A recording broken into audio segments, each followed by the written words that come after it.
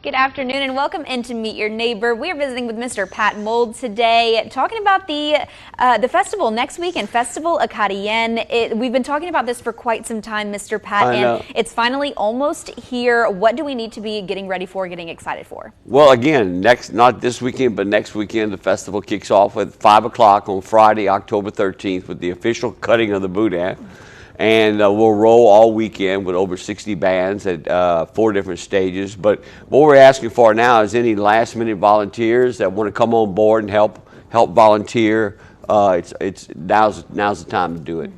And of course, this is a huge weekend that a lot of people love to come out and celebrate. So renting a tent space, that could be really good for people who, you might be going with a group. How can we register for those tent spaces? You can go to festivalsacadiens.com. That's ACADIENS.com, and you can register your tent there.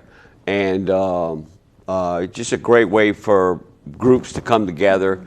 We have 10 by 10 spaces, and we have 20 by 20 spaces that you can register for at the park.